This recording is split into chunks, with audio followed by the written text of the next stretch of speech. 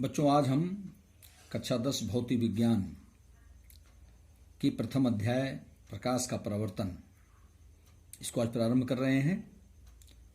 तो सभी बच्चे ध्यान सुनेंगे। सबसे पहले हम तुमको बता रहे हैं प्रकाश के बारे में। प्रकाश है क्या? लाइट। प्रकाश ऊर्जा का एक रूप है जिसकी उपस्थिति में हमें वस्तु या उसका प्रतिबिंब दिखाई देता है। Light is the form of energy. प्रकाश एक प्रकार की ऊर्जा है जिसकी उपस्थिति में, जिसकी प्रेजेंस में हमें वस्तु या उसका प्रतिबिंब स्पष्ट रूप से दिखाई देता है। अब प्रकाश के गुण। प्रकाश एक सीधी रेखा में चलता है। प्रकाश में परावर्तन, अपवर्तन, विवर्तन, व्यतिकरण आदि घटनाएं होती हैं। और प्रकाश निर्वात में भी चल सकता है। निर्वात अथवा वायु में प्रकाश की चाल 3 × 10⁸ मीटर प्रति सेकंड होती है। निर्वात अथवा वायु में प्रकाश की चाल 3 × 10⁸ मीटर प्रति सेकंड। निर्वात अथवा वायु में प्रकाश की चाल 3 × 10⁸ मीटर प्रति सेकंड होती है। प्रकाश की चाल सबसे अधिक गैस में होती है, वायु में, उससे कम द्रव में और सबसे कम ठोस में होती है। तो हम प्रकाश एक सीधी रेखा में चलता है और हम उसका जो प्रकाश का गुण है, प्रकाश का परावर्तन, इसी के बारे में हम पढ़ना चाहते हैं। रिफ्लेक्शन ऑफ लाइट, प्रकाश का परावर्तन। प्रकाश का परावर्तन क्या है? जब प्रकाश की किरणें किसी चिकने तल या दर्पण पर आपतित होती हैं तो उससे टकराकर पुनः उसी माध्यम में वापस लौट जाती हैं। इस घटना को प्रकाश का परावर्तन कहते हैं। फिर से सुनिए। जब प्रकाश की किरणें किसी चिकने तल अथवा दर्पण पर आपतित होती हैं तो उससे टकराकर पुनः उसी माध्यम में वापस लौट जाती हैं। इस घटना को प्रकाश का परावर्तन कहते हैं। हम समझा रहे हैं। प्रकाश का परावर्तन।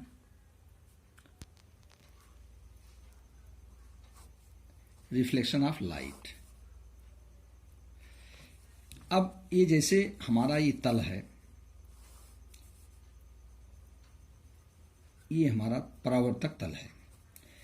अब ये किरण जा रही है और इससे टकराकर पुनः वापस लौट आती है उसी माध्यम में।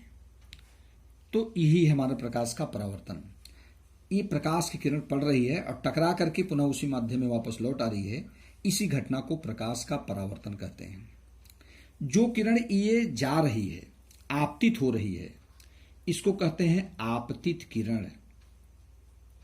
आपतित किरण, इंसिडेंट रेज। और जिस बिंदु पर पड़ती है इसको बोलते हैं आपतन बिंदु, इंसिडेंट पॉइंट। और जो किरण टकरा करके वापस लौटती है, मीन्स जो परावर्तित होती है, इसको कहते हैं रिफ्लेक्टेड रेज, परावर्तित किरण। परावर्तित किरण, रिफ्लेक्टेड रेज। अब और आपतन बिंदु से जो ये लंब डाला जाता है, इसी को कहते हैं अभिलंब, नॉर्मल। आपतन बिंदु से जो लंब गिराते हैं इसका नाम है अभिलंब, इंग्लिश में इसको कहते हैं नॉर्मल। ये जो किरण पड़ रही है इसको कहते हैं आपतित किरण। और जो किरण इस माध्यम से टकराकर, तल से टकराकर पुनः वापस लौट रही है, इसको कहते हैं परावर्तित किरण, इंसिडेंट रेज, रिफ्लेक्टेड रेज। और जिस पॉइंट पर पड़ रही है ये किरण, जिस पॉइंट पर पड़ रही है, इसको बोलते हैं इंसिडेंट पॉइंट, आपतन बिंदु। आपतन बिंदु से खींचा गया लंब, इसको अभिलंब बोलते हैं, नॉर्मल। ये नॉर्मल है। आपतित किरण और अभिलंब के बीच जो कोण बनता है इसको कहते हैं आपतन कोण। आपतन कोण, इसको बोलते हैं आपतन कोण, incident angle, angle of incidence. और इसको कहते हैं एंगल ऑफ रिफ्लेक्शन। अभिलंब और परावर्तित किरण के बीच के कोण को एंगल ऑफ रिफ्लेक्शन या इसको आर से रिप्रेजेंट करते हैं। एंगल ऑफ इंसिडेंस ये हमारा है आपतन कोण, और अभिलंब और परावर्तित किरण के बीच जो कोण बन रहा है इसको एंगल ऑफ रिफ्लेक्शन, इसको बोलते हैं परावर्तन कोण। ये हमारा हो गया परावर्तन कोण।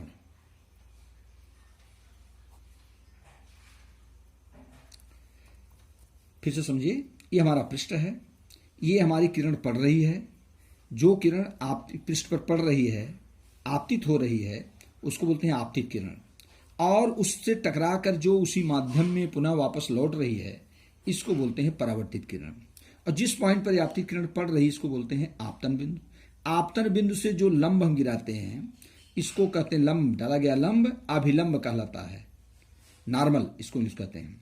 अभिलंब और आपतित किरण के बीच के कोण को आपतन कोण, एंगल ऑफ इंसिडेंस, और अभिलंब और परावर्तित किरण के बीच के कोण को एंगल ऑफ रिफ्लेक्शन, परावर्तन कोण कहते हैं। फिर से एक बार सुनिए, जब प्रकाश की किरणें किसी चिकने तल या दर्पण पर आपतित होती हैं तो उससे टकराकर पुनः उसी माध्यम में वापस लौट जाती हैं। यही है प्रकाश का परावर्तन। इसी घटना को प्रकाश का परावर्तन कहते हैं। जो किरण आपतित हो रही, पड़ रही है पृष्ठ पर, उसे आपतित किरण कहते हैं, और जो टकराकर वापस लौट रही है उसे परावर्तित किरण कहते हैं। जिस बिंदु पर आपतित किरण उसे आपतन बिंदु कहते हैं। आपतन बिंदु से डाला गया लंब अभिलंब कहलाता है। अभिलंब और आपतित किरण के बीच बने कोण को आपतन कोण, अभिलंब और परावर्तित किरण के बीच बने कोण को परावर्तन कोण कहते हैं। अब परावर्तन के नियम, परावर्तन के दो नियम हैं। परावर्तन के नियम, परावर्तन के नियम, लॉज ऑफ रिफ्लेक्शन। परावर्तन के दो नियम हैं। परावर्तन के दो नियम हैं। पहला नियम, आपतित किरण, परावर्तित किरण और अभिलंब तीनों एक ही तल में होते हैं। पृष्ठ के सेम एक ही डायरेक्शन, एक ही तल में, एक ही साइड में होते हैं। आपतित किरण, परावर्तित किरण और अभिलंब तीनों एक ही तल में होते हैं। और दूसरा जो है आपतित किरण, आपतित किरण,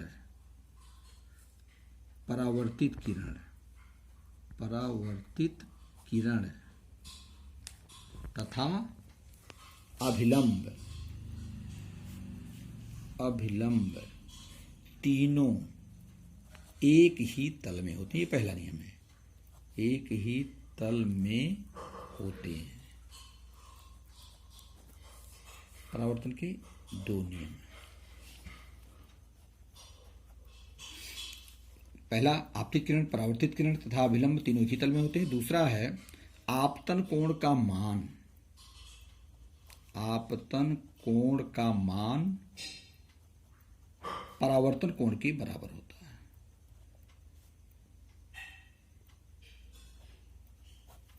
परावर्तन कोण के बराबर होता है। ये दो नियम हैं। आपतित किरण, परावर्तित किरण तथा अभिलंब तीनों एक ही तल में होते हैं। नंबर 2, आपतन कोण का मान परावर्तन कोण के बराबर होता है। Angle I is equal to angle R। यह है परावर्तन के नियम। लेकिन व्यवहारिक रूप में एग्जैक्टली आपतन कोण का मान परावर्तन कोण के बराबर नहीं होता। परावर्तन कोण का मान कुछ कम होता है। क्यों कम होता है? क्योंकि जो किरणें पड़ रही हैं उनका कुछ भाग इस पृष्ठ द्वारा, जो हमारा पृष्ठ है जिस पर किरण पड़ रही हैं, इसके द्वारा अवशोषित कर लिया जाता है, इस पृष्ठ द्वारा अवशोषित कर लिया जाता है, जिससे कुछ किरणें यहाँ पर अवशोषित हो जाती हैं और किरणें यहाँ पर परावर्तित होती हैं।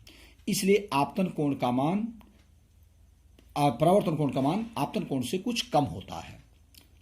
केवल 96% ही किरणें, प्रैक्टिकली जो देखा गया है, 96% किरणें ही परावर्तित हो पाती हैं और लगभग 4% किरणें इस पृष्ठ द्वारा अवशोषित कर ली जाती हैं।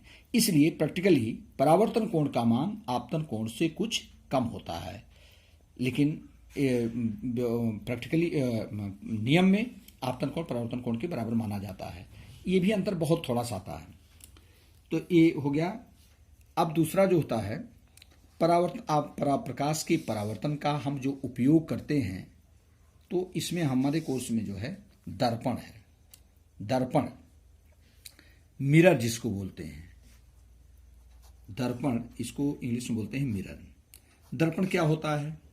जब किसी पारदर्शी कांच के किसी एक पृष्ठ पर कलई कर दी जाए, कोई पारदर्शी कांच हो जिसके हम आर पार देख सकते हैं, उस पृष्ठ के किसी उस परावर्तित कांच के उस पारदर्शी कांच के किसी एक पृष्ठ पर जब कलई कर दी जाती है तो वो दर्पण बन जाता है, तो उसे हम दर्पण कहते हैं।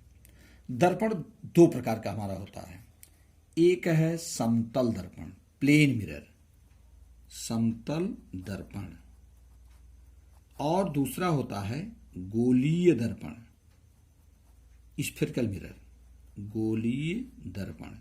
एक होता है प्लेन मिरर और एक होता है स्फेरिकल मिरर, गोलीय दर्पण।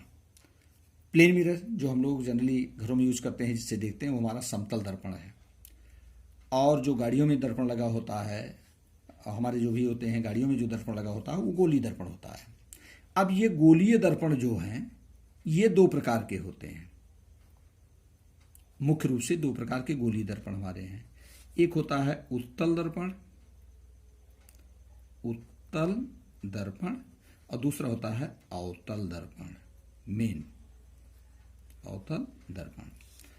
तो इस प्रकार से दर्पण क्या होता है? जब किसी पारदर्शी कांच के किसी एक पृष्ठ पर कलई कर दी जाती है। कलई क्यों की जाती है? ताकि किरणें आर पार न जा पाए, उससे टकरा करके वापस लौट आए, तब वो दर्पण बन जाता है। और ये दर्पण हमारा दो प्रकार का होता है, समतल दर्पण और गोलीय दर्पण। दर्पण से हम क्या देखते हैं? वस्तु के प्रतिबिंब को देखते हैं। क्या देखते हैं? वस्तु के प्रतिबिंब को देखते हैं। तो अब समतल दर्पण जो होता है, समतल दर्पण से हमेशा, पहले समतल दर्पण है, इसके बारे में थोड़ा सा बता दें। समतल दर्पण जिसका तल, परावर्तक तल, दर्पण में दो तल हैं, एक तरफ जो कलई की रहती है और दूसरा जो कलई नहीं किया रहता जो तल होता है, उसी को परावर्तक तल कहते हैं, रिफ्लेक्टेड सरफेस, क्योंकि उसी से प्रकाश का परावर्तन होता है। जिधर कलई होती है उसको छोड़ के जो दूसरा पृष्ठ होता है, उसी को हम कहते हैं परावर्तक तल, रिफ्लेक्टेड सरफेस। तो समतल दर्पण में जो हमारा परावर्तक तल होता है, पूरी तरह प्लेन होता है, एकदम कहीं प्लेन, बिल्कुल एकदम प्लेन होता है, तो समतल दर्पण होता है। और गोलीय दर्पण जो होता है, ये किसी पारदर्शी गोली का एक भाग होता है, वक्राकार भाग होता है। तो उसके अगर हम उभरे हुए भाग पर कलई कर देते हैं तो बन जाता है हमारा अवतल दर्पण, क्योंकि उसका परावर्तक तल झुका होता है, तो बन जाता है अवतल दर्पण, कनकेव मिरर। और अगर हम अंदर वाले भाग पर कलई कर दिए, परावर्तक तल अगर हमारा उभरा रहता है, तो उसको हम कहते हैं उत्तल दर्पण, उसको उत्तल दर्पण बोलते हैं। तो स्फेरिकल मिरर है। अब समतल दर्पण के बारे में हम बता रहे हैं थोड़ा सा। समतल दर्पण से हमेशा वस्तु का प्रतिबिंब आभासी बनता है, आभासी और सीधा बनता है। जैसे हम लोग अपना चेहरा देखते हैं जिस दर्पण में, वो हमारा समतल दर्पण है। तो समतल दर्पण से हमेशा वस्तु का प्रतिबिंब आभासी और सीधा बनता है। और दूसरा चीज होता है, इस दर्पण से जो प्रतिबिंब बनता है उसमें पार्श्व विस्थापन होता है। पार्श्व विस्थापन का मतलब क्या होता है? उसका साइड चेंज हो जाता है। जैसे लेफ्ट, हमको दर्पण में देखेंगे तो लेफ्ट वाला राइट में दिखाई देगा और राइट वाला लेफ्ट में। सपोज दैट जैसे का है, ये है, और इसको हम दर्पण से मान लिए देख रहे हैं, तो ये जो है हमारा उल्टा दिखाई देगा, ऐसे ये। तो इसको हम कहते हैं पार्श्व विस्थापन। क्या कहते हैं इसको? पार्श्व विस्थापन। तो समतल दर्पण में एक चीज मैंने बताया कि इससे वस्तु का प्रतिबिंब आभासी और सीधा बनता है। इस दर्पण में पार्श्व विस्थापन होता है। इसमें वस्तु का जो प्रतिबिंब बनता है उसमें पार्श्व विस्थापन होता है, साइड चेंज होता है। जो हमारा लेफ्ट है उसमें राइट दिखाई देगा, जो राइट है उसमें लेफ्ट दिखाई देता है, एक चीज। दूसरा चीज जो क्या होता है, किसी समतल दर्पण से किसी वस्तु का पूरा प्रतिबिंब देखने के लिए दर्पण की ऊंचाई वस्तु की ऊंचाई की आधी होनी चाहिए। दर्पण, समतल दर्पण से अगर किसी वस्तु का पूरा प्रतिबिंब हमें देखना है तो दर्पण की ऊंचाई वस्तु की ऊंचाई की आधी होनी चाहिए। सपोज दैट जैसे हमको 2 मीटर लंबी वस्तु है, उसका हमें पूरा प्रतिबिंब देखना है, तो दर्पण की ऊंचाई 1 मीटर होना चाहिए। किसी वस्तु का पूरा प्रतिबिंब देखने के लिए दर्पण की, समतल दर्पण की बात कर रहे हैं, दर्पण की ऊंचाई वस्तु की ऊंचाई की आधी होनी चाहिए। तीसरा चीज है एक, अगर समतल दर्पण में परावर्तित किरण को अगर हम थीटा कोण विस्थापित करते हैं, कितना कोण विस्थापित करें, थीटा। तो ये परावर्तित किरण 2 थीटा कोण विस्थापित हो जाती है। कितना विस्थापित हो जाएगी, 2 थीटा। एक चीज। तीसरा चीज ये है, कोई वस्तु जिस चाल से दर्पण के पास, समतल दर्पण के पास आएगी, उसका प्रतिबिंब उसके दूने चाल से आता हुआ दिखाई देगा। जैसे हम किसी समतल दर्पण के सामने 20 मीटर प्रति सेकंड की चाल से आ रहे हैं, तो हमें उसका प्रतिबिंब जो है वो 40 मीटर प्रति सेकंड की स्पीड से आता हुआ दिखाई देता है। तीसरा चीज यह है, समतल दर्पण, जैसे 2 दर्पण हमारे हैं, जैसे एक दर्पण हमारा ये है, समतल दर्पण ए है, और दूसरा समतल दर्पण ए है, और ये किसी कोण थीटा पर रखे गए हैं। ये दोनों दर्पण किसी कोण थीटा पर रखे गए हैं। तो यहां पर मान लीजिए सपोज दैट कोई वस्तु हम रखे हैं, तो इस वस्तु का प्रतिबिंब इसमें भी बनेगा, इसमें बनेगा। तो बने प्रतिबिंबों की संख्या n बराबर होता है 360 बटे थीटा माइनस 1। ये फार्मूला है। 2 दर्पण अगर हमारे, 2 समतल दर्पण अगर हमारे किसी कोण थीटा पर रखे गए हैं, उनके बीच रखी वस्तु के बने प्रतिबिंबों की संख्या n बराबर 360 बटे थीटा माइनस 1। सपोज दैट ये हमारा 60 डिग्री पर दोनों दर्पण हैं। कितने पर रखे गए हैं, 60 पर। 60 पर रखे गए हैं, तो और इसमें और इन 60 पर रखे गए हैं, इनके बीच में हमने कोई वस्तु रख दिया, तो कितने प्रतिबिंब बनेंगे, तो 360 बटे 60 इस थीटा के स्थान पर जितने कोण पर रखेंगे वही थीटा के स्थान पर 360 बटे 60 माइनस 1। 360 बटे 60 6, और 6 माइनस 1 इक्वल टू 5। इसका मतलब जो अगर 60 डिग्री पर 2 समतल दर्पण रखे हैं, उनके बीच में कोई वस्तु रखी गई है, तो उसके बने प्रतिबिंबों की संख्या कितनी होगी, 5। ये फार्मूला होता है। ये रहा समतल दर्पण। मेनली हमको गोली दर्पण के बारे में तुम्हें पढ़ाना है, इसको कल बताते हैं।